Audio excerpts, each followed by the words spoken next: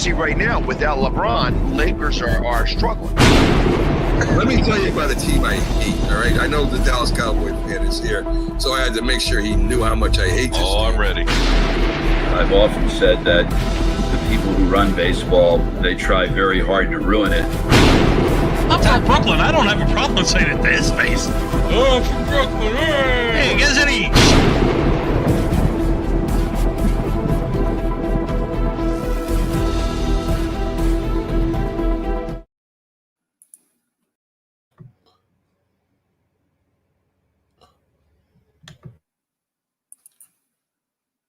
You're listening to Frankly Speaking Sports with Larry Frank on Northeast Streaming Sports.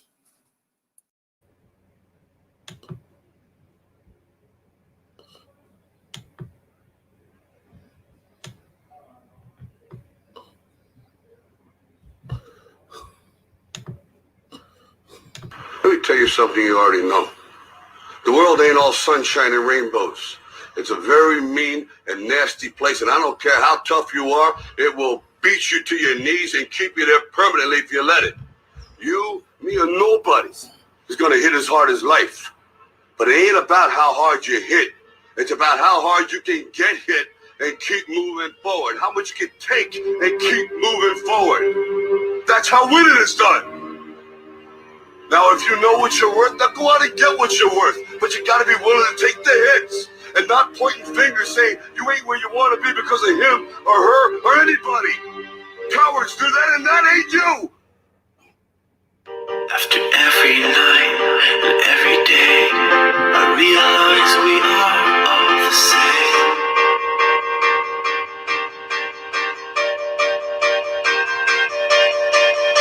After every fight and every fall, we see the light that shines through us all.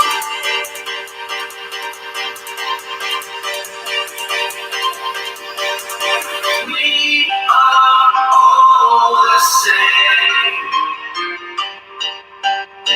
We are all the same. We are all the same. We are all the same.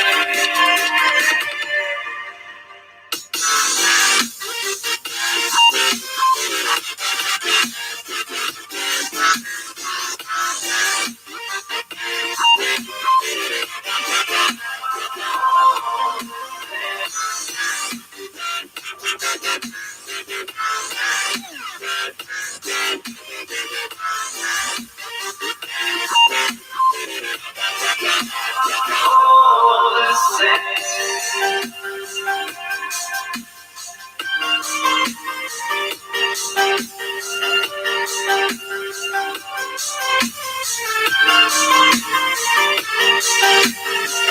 After every fight and every fall, we see the light that shines through us all. After every fight and every fall, we see the light that shines through us all. After every fight and every fall, we see the light that shines through us all. After every fight and every fall, we see the light that shines through us all. We are all the same.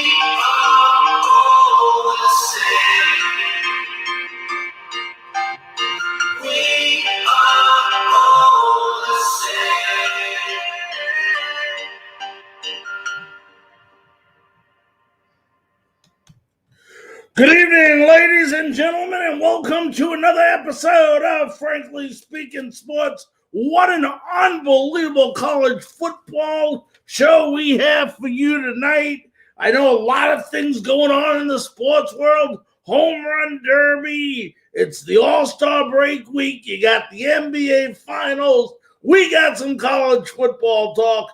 And later on in the show, we're going to be joined by Tom Luginbill, who is a sideline reporter, analyst for ESPN, and he is also a national recruiting analyst for ESPN. So what an incredible interview we're going to have for you with Tom Luginbill. It should be an incredible interview. Want to thank all our fans who are watching on Northeast Streaming Sports, YouTube Live, Zodiac TV tonight.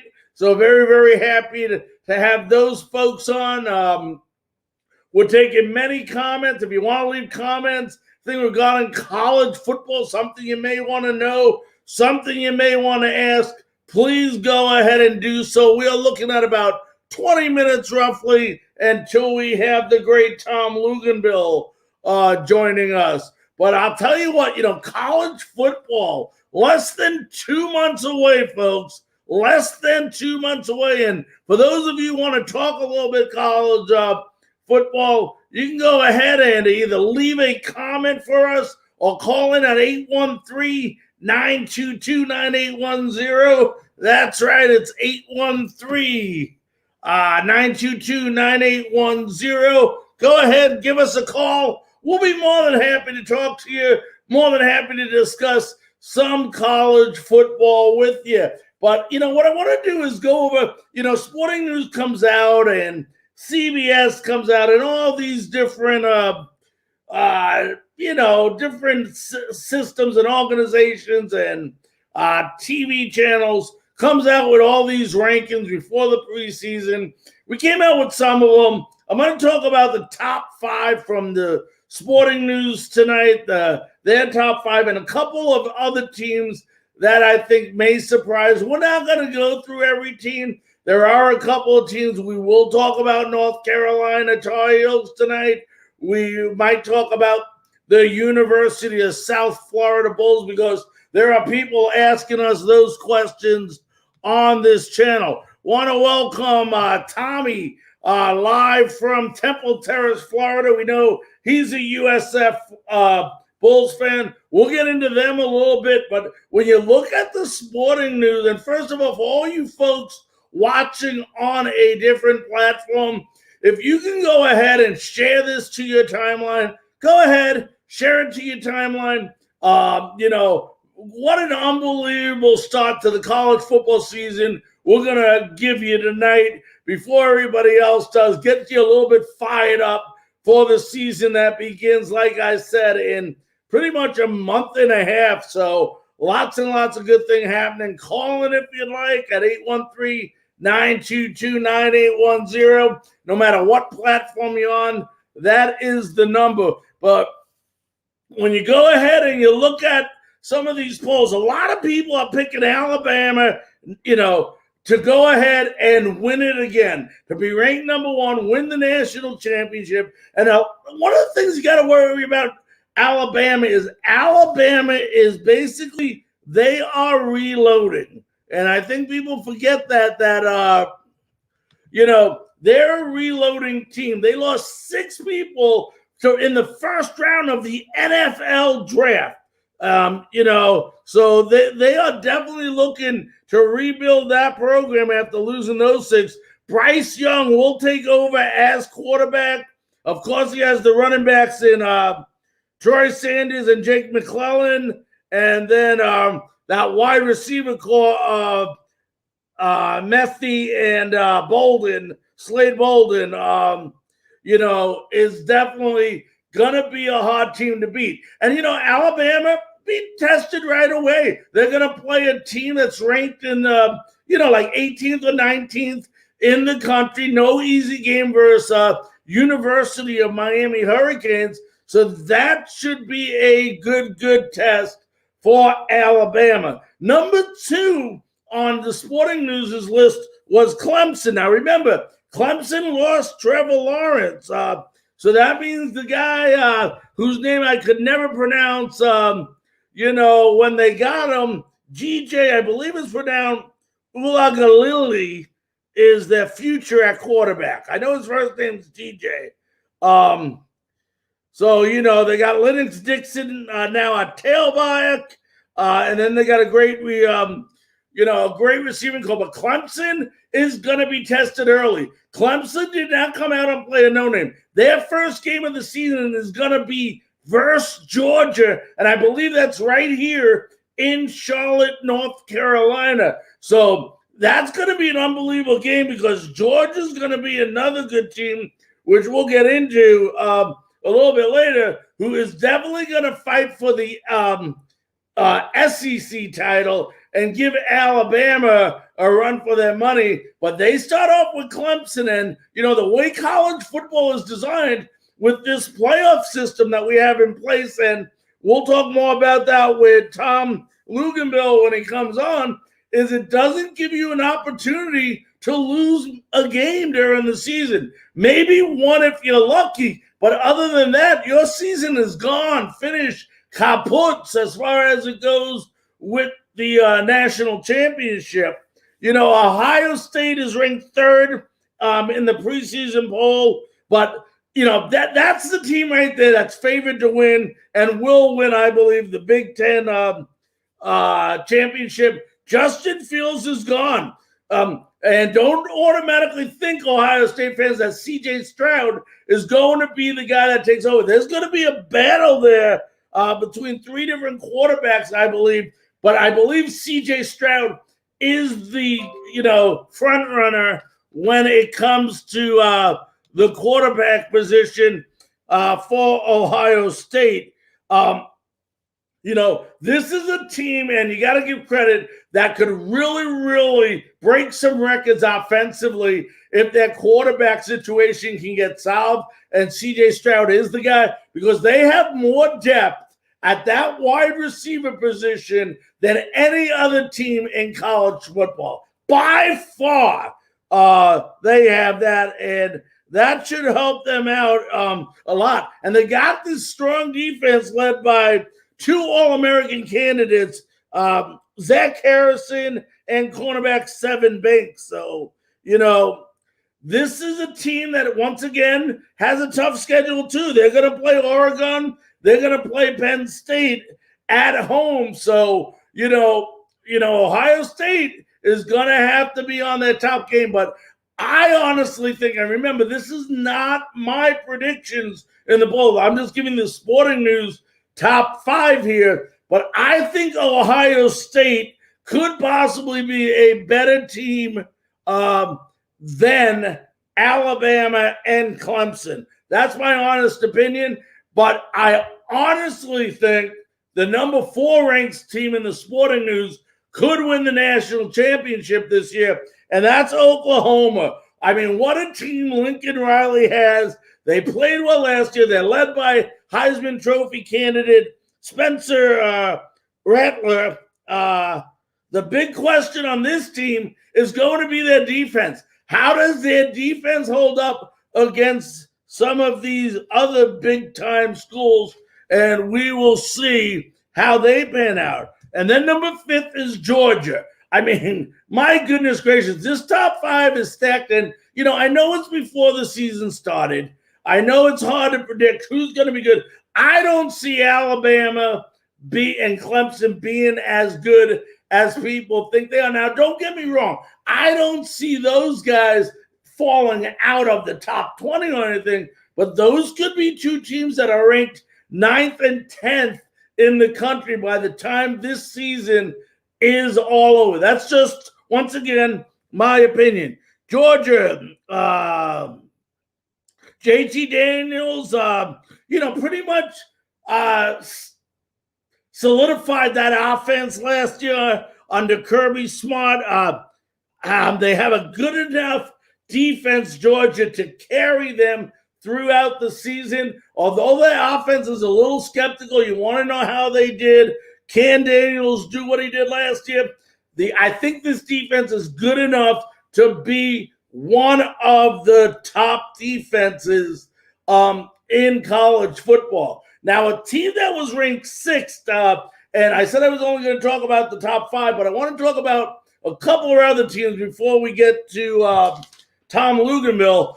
One of the teams people are expecting to do a lot that I think is going to falter on their face this year is Notre Dame. They lost Ian Book. They have to rebuild the problem with this team is they have to build not only the offensive line, but the front seven in general.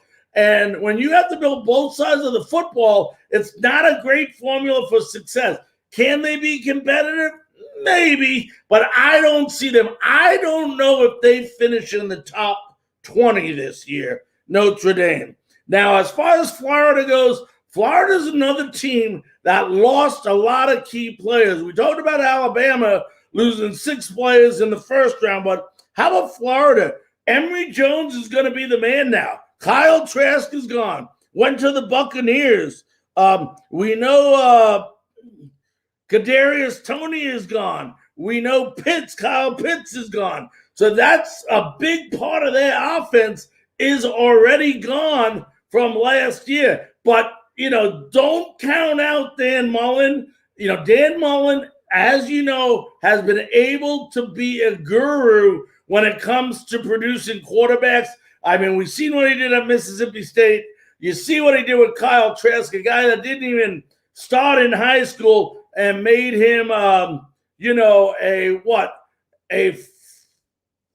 top round pick in, I believe, the second round or third round, whatever it was, for the Tampa Bay Buccaneers. So, I'm telling you what, I don't think, once again, this defense for Florida is unbelievable. Unbelievable. They're ranked 8th right now in the preseason poll by Sporting News. But I'll tell you what, this defense on Florida, we talked about Georgia having, an unbelievable defense. This is another SEC school that has an unbelievable defense.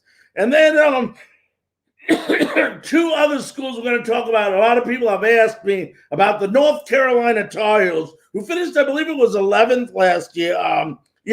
Matt Brown has done just an incredible job as the head coach here, rebuilding this program. And it's almost like he rebuilt it instantly. It's like, boom, snap your fingers, and, unbelievable program. Sam Howell. Everybody knows about Sam Howell. We talked about Rattler earlier, a Heisman Trophy candidate. Howell is the other Heisman Trophy and pretty much could be the number 1 quarterback taken next year in the NFL draft. The thing with North Carolina is they lost their big running game with Javonte Williams and Michael Carter. So they're going to have to turn to now British Brooks and see how he does in that backfield. I mean, those guys rushed for, I believe, over 2,500 yards as a duo, over 30 touchdowns. Just an incredible year by those 2 last year. This should be a much better defense that has played together, but they just need to be more consistent. That's all. You got to play consistent defensive football, and that was the one thing that North Carolina did lack. They're going to put some points on the board with Howell as the quarterback. And once again, they're going to get another chance to go ahead and hopefully play Clemson in the ACC championship game. This team, North Carolina, opens up versus Virginia Tech.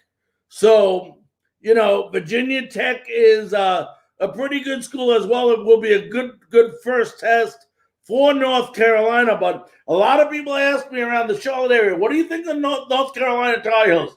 Are they going to crack the top 10? And, they're going to go just as well as their quarterback goes. They got a Heisman candidate. I expect them to play well. We'll have to see how they match up throughout the season. But, everybody wants to know, is Clemson's time over? And is it in the Carolinas area? And is Clemson going to hand it off now to North Carolina Tar Heels? I wouldn't count those chickens before they hatch, but I would say that North Carolina Tar Heels will be a very, very competitive team. And we got a fan here, and I'll go ahead and answer it since the fans, whatever you guys want, I'll be one of that. That's my rundown on schools, but they want to know about the University of South Florida football team, who last year had a dismal year under Coach Frost. And I'll tell you what, the problem with the University of South Florida, and I think if you look at their overall ranking by the Sporting News, they're 119th in the country.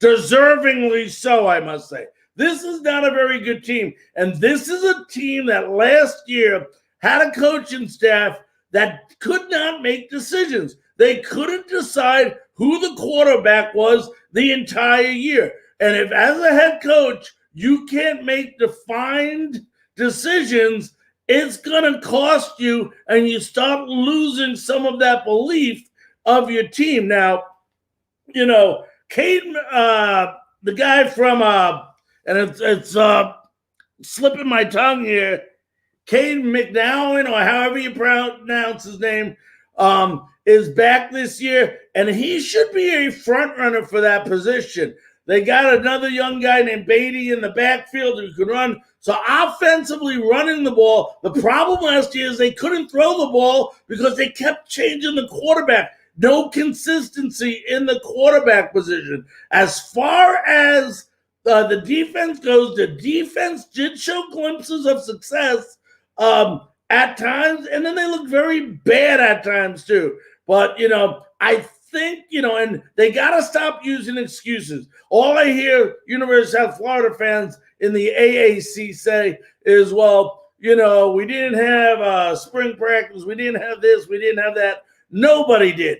You don't hear in Arkansas Sam Pittman saying, we didn't have this, we didn't have that. He took over as well as a first-year head coach and had an unbelievable season with a defined quarterback named Felipe Franks that he made the decision to put in the spot.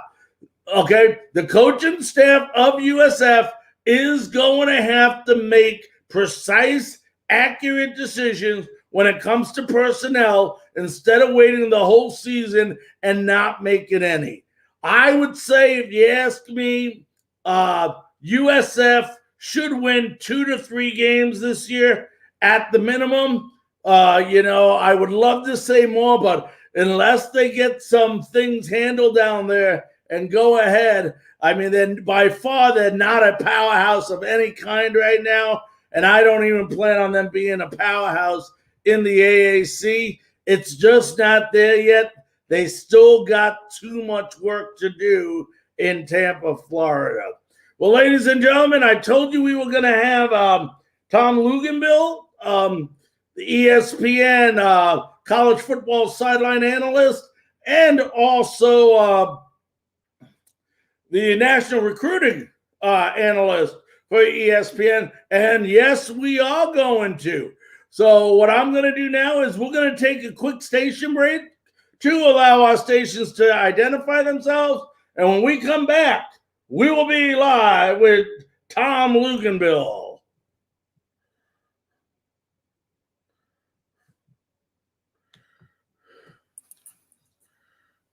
You're listening to Frankly Speaking Sports with Larry Frank on Northeast Streaming Sports.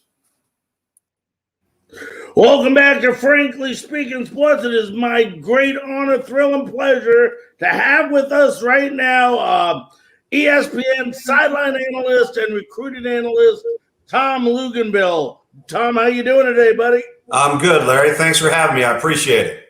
Hey, I appreciate you coming on. I know about, let's just say roughly a month and a half away from the season beginning. Let me ask you this. From a recruiter standpoint, everybody asks, what does a recruiter does? What do they look for? We obviously know you look for the capabilities in the position you're obviously trying to recruit. But besides those things, like in a quarterback, You look for arm strength, footwork, stuff like that. What else do you look for in the individual, or is there anything else you look for in the individual besides the way they actually play that position? Well, it's a good question because some of the things that you mentioned, some position-specific traits, oftentimes those are the easiest things to evaluate because they're right there on film. You might be on site. You're seeing it up close and personal. Each and every team has a different set of variables and what I call critical factors that may be specific to their scheme, might require a certain height, weight, speed variable, something that they identify with that is the right fit, right? So all of those things can be evaluated in a camp session, a film study, viewing somebody playing a live game on a Friday night in the fall when the coaches are out on the road. But in today's day and age, I think the most important question that oftentimes fails to be asked is, does the player love football? Lots of people like football. Even more people love being recruited.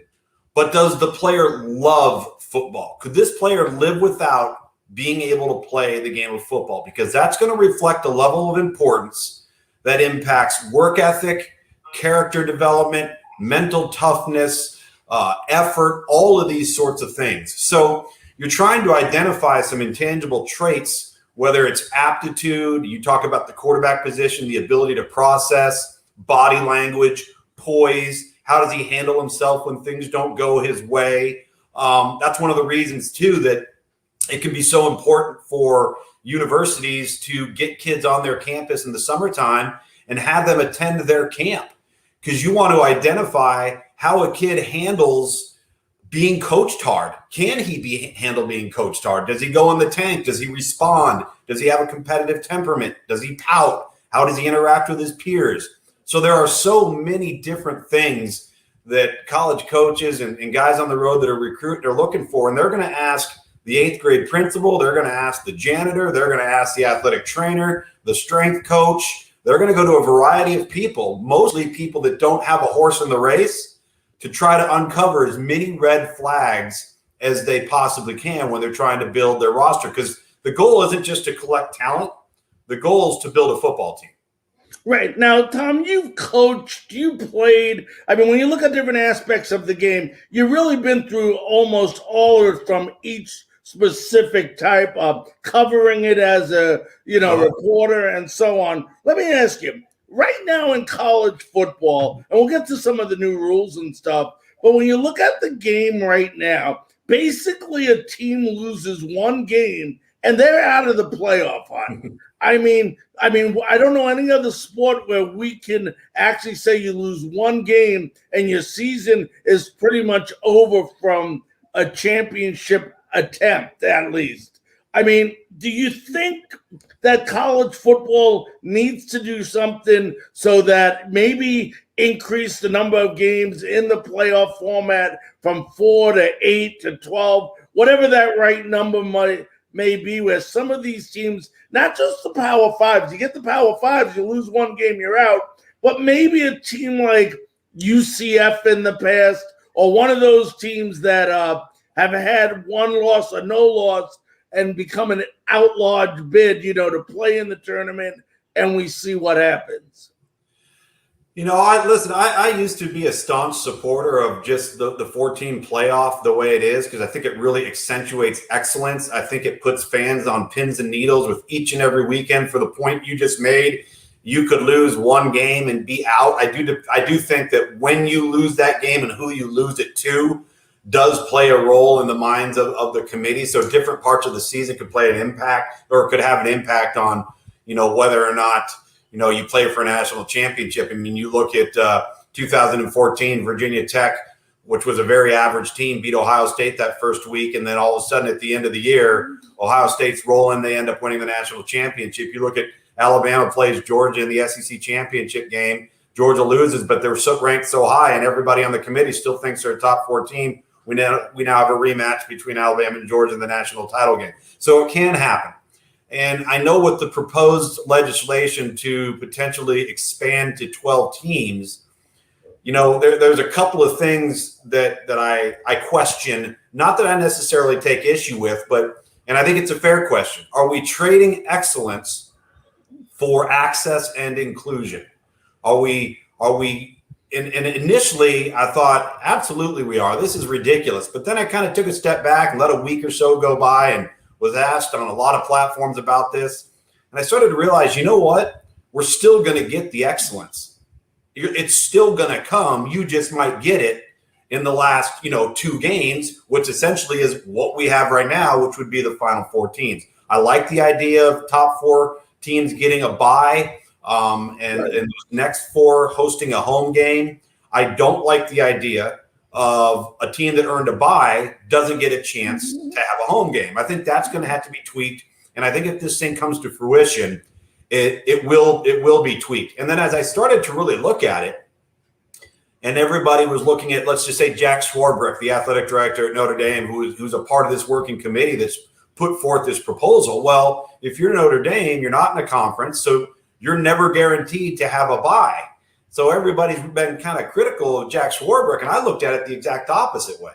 I'm looking at it and I'm saying, if I'm Notre Dame, all right, I don't play the extra conference championship game, and if I fall at where I think we probably could, it could likely be the 5th seed. Well, guess what? The 5th seed hosts a home game and plays the 12th seed that is likely a massive underdog. So that 5th seed's a pretty good spot to be in, and I can see why Jack Swarbrick and Notre Dame would have no problem with that. And I want to go back to the comment I said about, are we trading excellence for access and inclusion?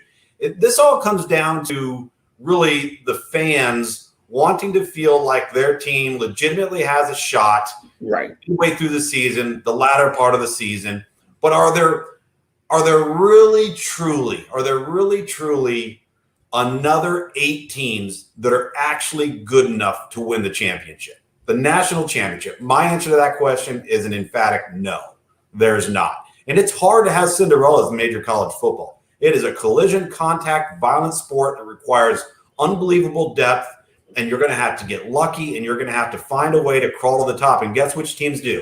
The teams with the best talent and the teams that are the deepest and the teams that avoid injuries. So I would ask a fan, I'd say, okay, let's just take the 12-team playoff format. Look at Iowa State. Iowa State was a really good ball club last year, lost to Oklahoma, so they did not win the Big 12. They lost to Louisiana, a group of 5 team, and then they lost to Oklahoma State within the conference and ended up with 3 losses. That team under this new proposed legislation would be the 10th seed. So we're looking at a team that lost 3 regular season games, didn't win its Power 5 conference championship, and they would be in. The question then becomes, are you okay with that? Is that what you want with the playoff structure? And, that's for people way above me and way in different circles and different conversations that I'm involved in. Right. Now, one of the biggest stories coming out in the last couple of weeks has been the NIL, the name, the image, the likeliness. And I know you have familiarity of it. Let me ask you this before we get into it, and before I get into some pros and cons with it. What is your opinion of it? I have no issue with players being able to profit off of their name, image, and likeness. I'm excited for those who will have that opportunity. My biggest concern in all of this is the most transformative legislation that the NCAA has seen since the mid-'80s. And nobody has any details, answers to any questions. There's been no blueprint, no way to execute this thing, no way to police it. If you're going to police it, how do you police it? Who's policing it? Okay. Some states have legislation for it.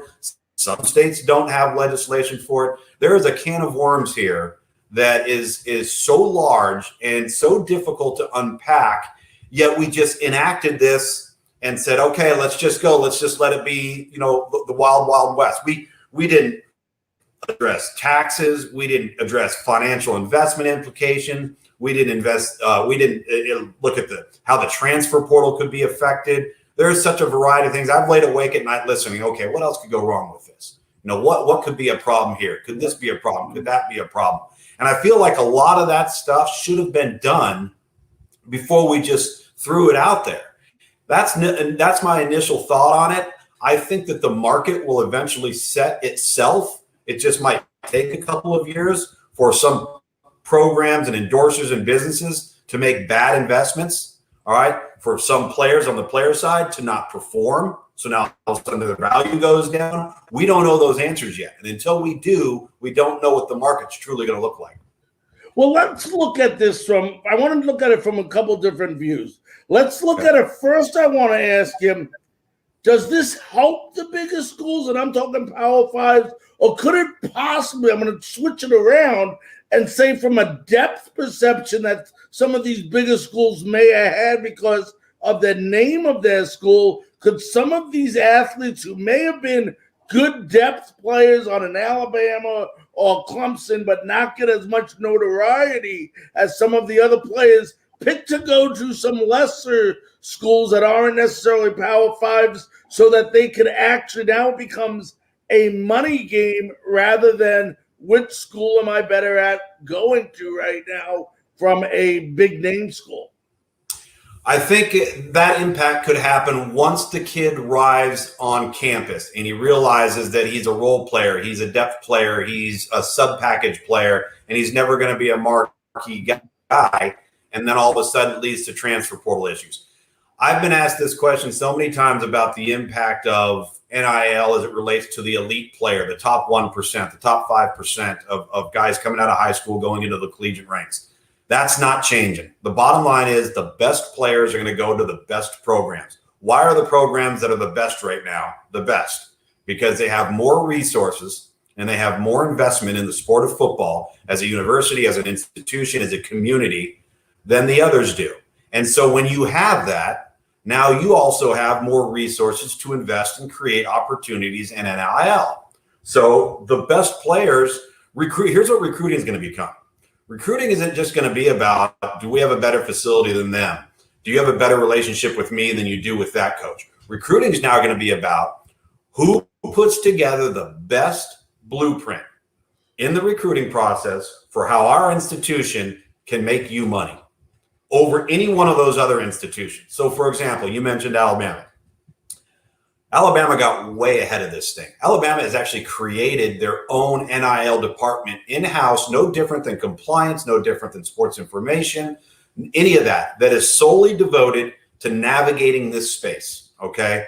Well, if you have that in your recruiting plan and you can detail very, very uniquely exactly what we as a university can do for you if you are a productive, valued product, then that's going to count, and it's going to count big time. Here's the key in all this, and this is what seems to get glossed over, at least to me, is your value in NIL is based on your production, all right? If you don't produce in your respective sport, you have no value. So it really doesn't matter what opportunities are out there. Those opportunities are going to only be afforded to those that produce. And that's where we could set forth a plan for a great player that's got Clemson, Ohio State, Alabama, line it up, and he goes with the school that has the best NIL plan. Gets to that school, all right, comes to find out he's there for a year, 2 years, he's really not in the mix, okay? Well, okay, that plan got him there, but he's not producing. So it doesn't matter. NIL doesn't impact anybody that doesn't produce. And that's what may lead to transfer portal. I'll say this, Larry, I think the people that I think are going to be most impacted and benefit the most from this are players that have the opportunity to be Olympic athletes, gymnasts, divers, swimmers, downhill skiers, because think about it. You've got basketball and you've got men's basketball, you've got football, you've got women's basketball. They all have professional leagues to go to, okay? They have something to go and make a living at post-college, all right? These other Olympic sports don't necessarily have that avenue, but they do have the actual Olympics. So let's just say I'm Rosignol, or I'm K2, or I'm Head, or I'm North Face, or what have you. I'm going to start identifying who the best cross-country skiers are, who's the best downhill skier, who's this person that's a freshman or sophomore, and I'm going to invest in that person because now that person might turn into a superstar, and we now are in business with that person for 3 to 4 Olympic cycles. And that's where I think the athletes that are in those types of sports that have the opportunity to compete in Olympics, their endorsement opportunities are going to be far greater than what most have in men's basketball and football. Now, the one thing that concerns me, Tom, and I'm surprised that we haven't heard about it, and maybe you have, being, on in the inside there, and hearing some of the things, but we're talking about some kids coming out of high school. Some come from good families, some come from not so good families, some come from some money, some come from not much money.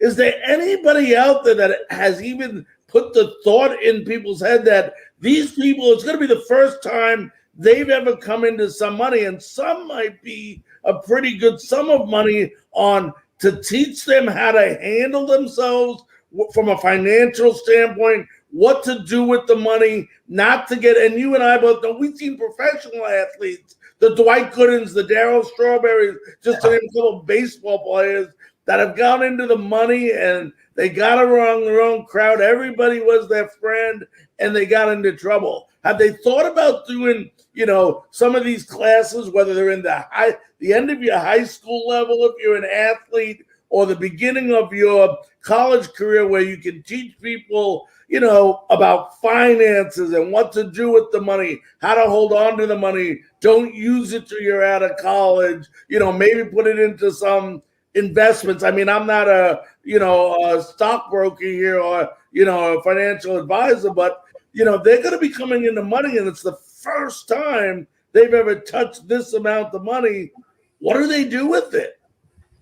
So scary, isn't it? Because what you just outlined there, again, the devil's in the details and nobody seems to have any answers for it. How are we just handing a 19, 20-year-old kid, as you mentioned, some who may have come from nothing, and they have no background or infrastructure or support structure to help them navigate this space? That's why I do think that if you're going to be in partnership with the universities in this and you're in it together, we've got to provide some support within the university structure to help these kids not screw it up. Because here's what's going to happen. You watch. It's only going to take one or two horror stories. There's going to be a kid who's generated some value, okay, and he's earned some over the course of, let's just say, 2 to 3 years, and he decides that he's going to enter the NFL draft after his junior year. Against all of the people telling him, don't do it, you're not going to be a first rounder, you're not going to be a second rounder, and he does it anyway. Come to find out, he doesn't get drafted, or he gets drafted in the late rounds, doesn't make the roster cut, okay? Now he's left school, he doesn't have a degree, and he's blown all his NIL money. Whose fault is that? Well, on personal accountability, it's the kid's fault. But it's the system's fault for throwing this all at them without any type of preparation for them to handle it. I mean, think about it. We're in a culture right now. You and me, at some point in our high school careers over the course of 4 years, in one of our classes, I can remember it vividly. I was a sophomore in high school. One of my classes, they taught you how to write a check. How many college athletes you think know how to write a check right now? How many young people do you think know how to write a check right now?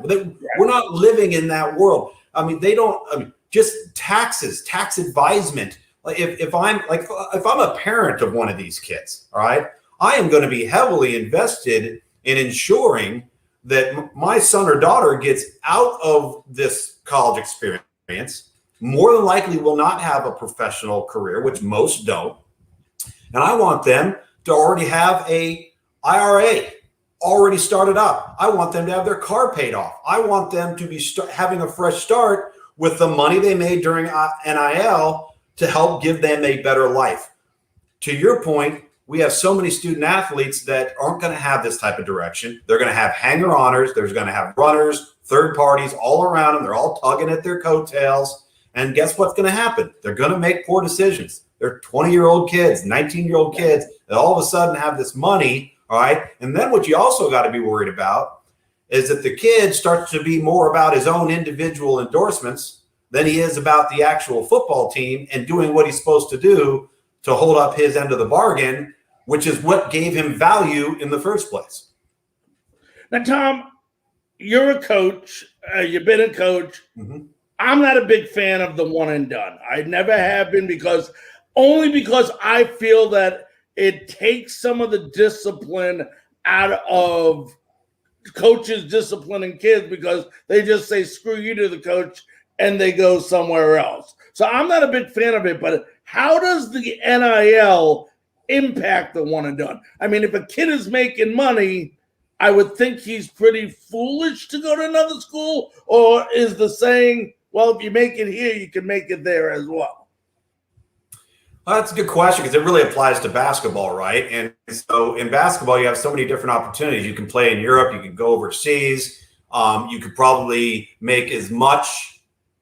Well, actually, you could probably make more if you're a legitimate guy by not going to school for that 1 year and playing in a developmental league with a ton of endorsements that you probably weren't going to be able to get because there still are going to be university guidelines. You don't get to use the branding and the logos and the colors and all of that stuff without asking permission. And by the way, permission is rarely going to be granted to do that. They're still going to have to play within the guidelines of the university to adhere to their scholarship. So it might start to develop into something where kids coming out of high school that are good enough to go to the NBA and are required to play that 1 year, they don't play it in college.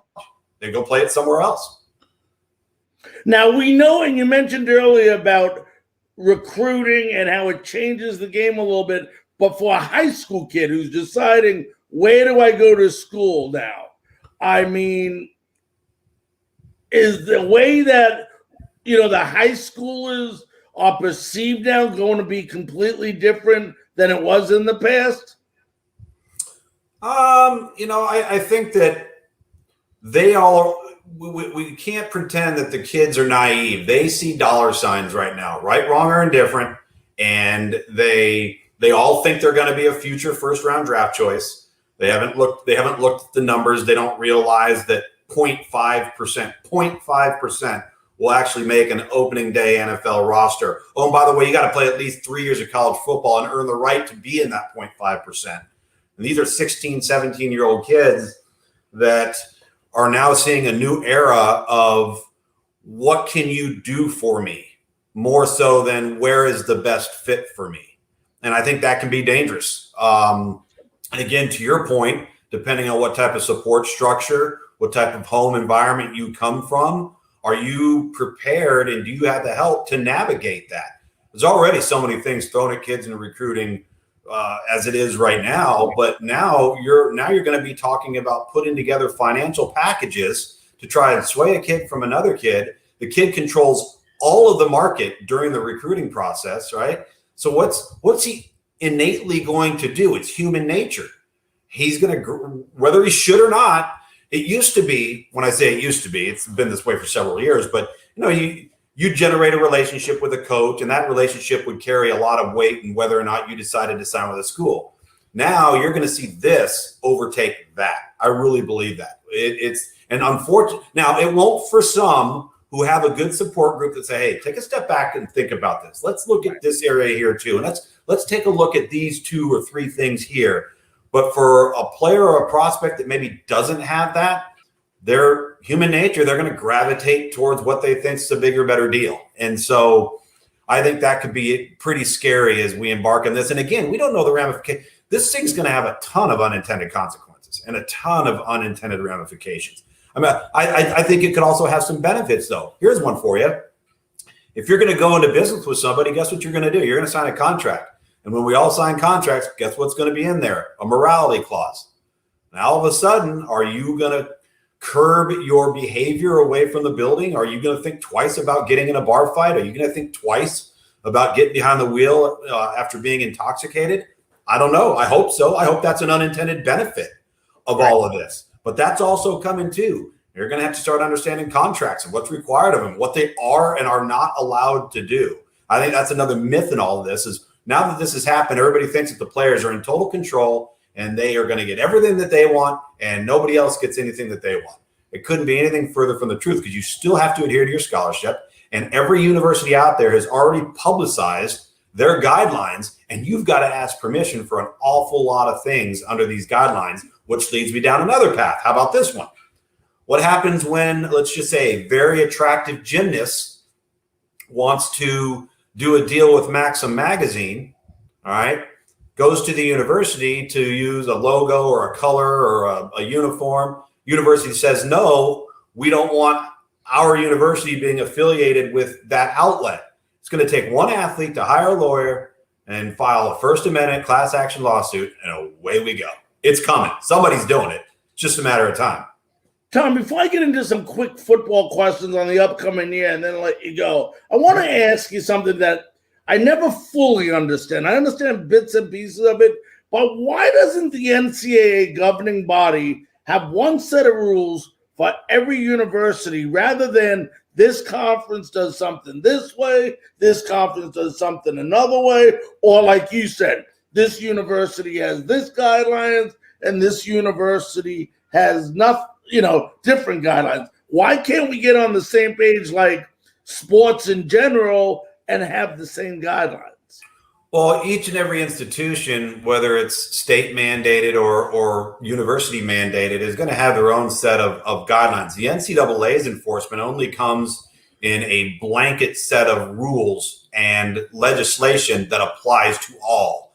But for example, entrance standards, okay, that's not governed by the NCAA. Right. What Notre Dame requires of the athlete is going to be different than what South Carolina requires of the athlete. That's never changed, and that's always going to be different.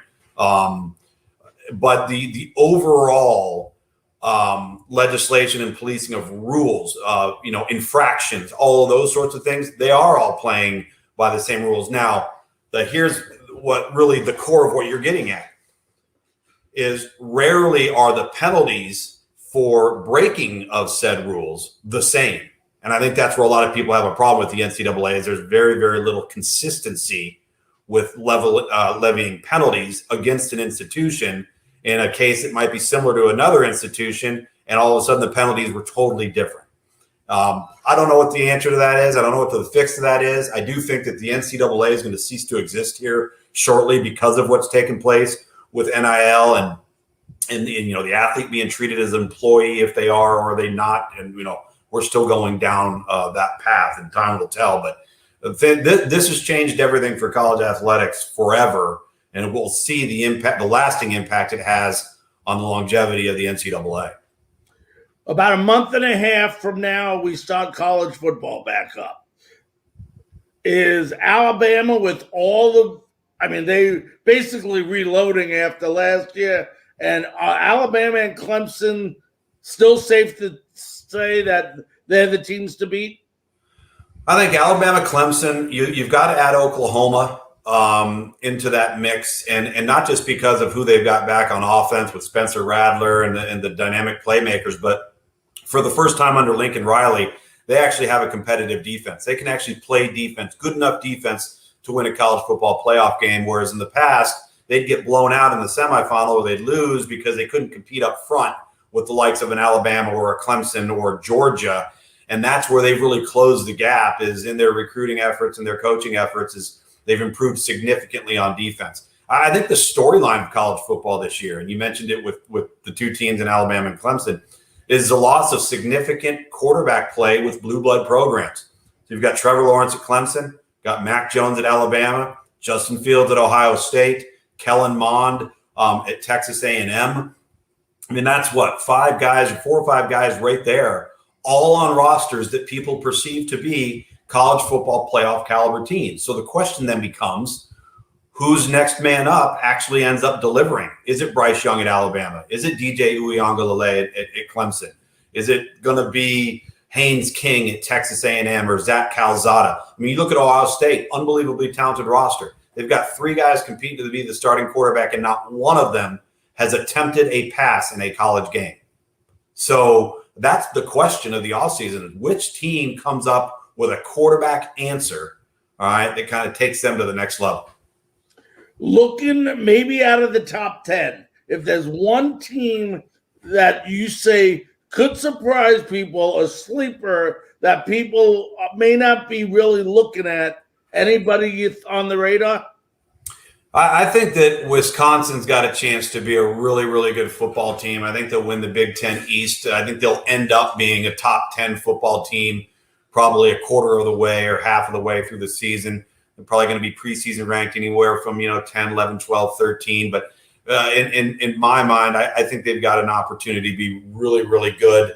A team that you're going to continue to see make strides because they're so well coached and where people are going to have them in preseason prognostications, I'm not sure yet. But I think Iowa State and Matt Campbell and what they accomplished a year ago, they're going nowhere but up. And they're not sneaking up on anybody either. Everybody's got their attention. You know you're going to have a tough out when you're going to take on Iowa State. So for me, they're really, really impressive. And then I think out on the West Coast, barring what's taking place internally as it relates to, alleged violations at Arizona State, the Sun Devils in the Pac-12, I mean, they've got 19 starters back, a dynamic quarterback in Jaden Daniels. A lot of people think that they could win the Pac-12 South. So they're going to be one of those teams that'll probably be preseason ranked like 18 to 21, that if they play their cards right and they actually get to the field, regardless of what's happening internally, they could be a big sleeper.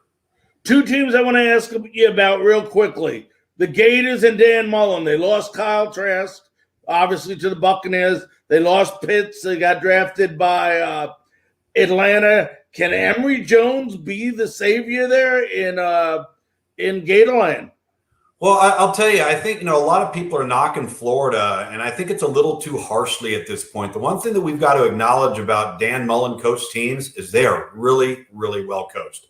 And he has coached quarterbacks as well as anybody in college football over the last 15 years. I mean, he had 3 guys at Mississippi State that nobody was even recruiting and had multiple 10-win seasons with those guys. And so he brings Kyle Trask to a draftable point. He has a remarkable year. Are there losses aside from Kyle Trask? Yes, but I think Emory Jones is a dynamic athlete. I think you'll get back to seeing them do some more of the things they did with Dak Prescott at Mississippi State. But there are questions. There are holes in their roster. It's still Florida, though. They've got great athletes. They really, really do. And so I think people are being a little too harsh on the Gators, at least early on. Emory Jones, I think, will end up being just fine. And one of the sleeper teams, and, they're going to be right now, they're around the 15th, between 10 and 15th. They'll probably be in the poll that a lot of people are talking around here is the North Carolina Tar Heels. I mean, had a decent season. They're expected to do good things, but is it enough for that ACC? I don't think it is just yet. I do think they're closing the gap. The problem is how do you replace that run game, that productivity, the two-headed monster they had behind Sam Howell? It's all gone. And they're still really young, and they're not very deep in the offensive and defensive line. Now, they've recruited extremely well, particularly within the defensive front in each of the last 2 classes. They identified immediately when Mac Brown got there that they were not good enough up front to compete with the likes of a Clemson, maybe even the likes of a Miami or where Florida State was at the time. So they still have a ways to go. They've got a quarterback in Sam Howell, so they've got a chance. They've got great perimeter weapons. They've actually got good players in the secondary on defense. But to me, in order for them to truly be a competitor, they're going to have to show that they've made significant strides in the offensive line and the defensive line and come up with a way of gaining some of that production back that was lost in the run game. Because if they become one-dimensional and it's all through the air, they're not going to be anywhere near as productive. Right. Tom, last question, and I got to ask you this. Last year, a little difficult reporting with you having to do it remotely. Are they going to allow reporters to be on the sideline? Have they made that decision yet? I don't know yet. I and my colleagues, we still don't know who we're going to be partnered with yet. I don't know if I'm going to remain in the booth because I was called off of the field because we couldn't travel. I actually broadcasted as a booth analyst last fall, although we did it from our studio here in Charlotte. And I haven't been told. We're all fully vaccinated now. We know we're going to have full stadiums. We're really hoping to have production trucks on site. So I would love, my role as an analyst from the field is such a different perspective than it is from the booth. And so I would really like to get back down near the action because, that's the way the game's meant to be played. It's the way it's meant to be broadcasted. All right, my friend. Well, listen, want to thank you very, very much for taking time out of your busy schedule to join us on Frankly Speaking Sports and talk some college football with us. You bet, man. Thanks for having me. All right, you be safe now. All righty. All right, that was Tom Luginbill, the ESPN analyst, sideline reporter, and recruited analyst joining us today. Let's go ahead, take a quick 10-second station break, and we'll be back right after this.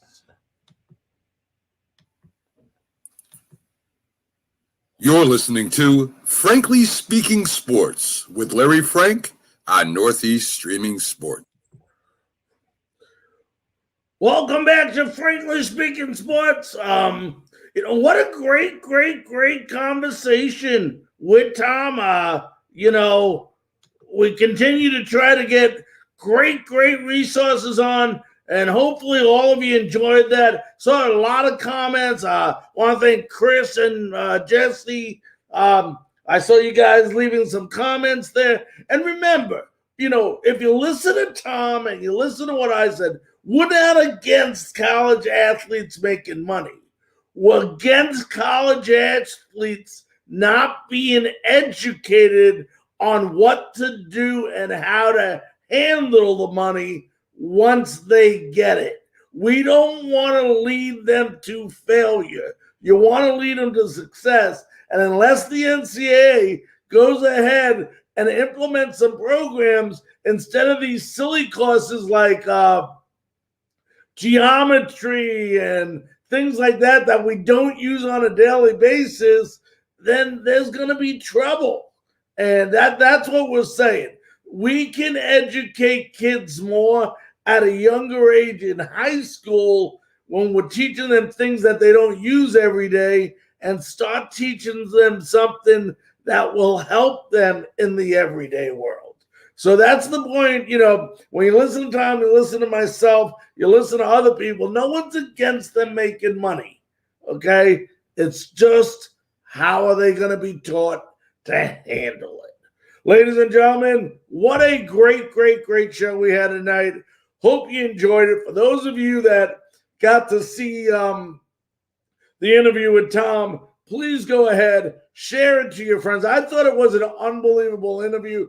Not because I'm the one doing the interview, but if you listen to what Tom talked about, it wasn't just about athletes performing as far as on the field, scoring touchdowns, scoring baskets, hitting home runs. This was about a side of the athlete that, is going to be a major concern in the upcoming years. So go ahead, share it on your timeline. Hopefully you enjoyed it, and we will be back again with you this upcoming Thursday at 9 p.m. Eastern Time for another episode of Frankly Speaking Sports. Good night.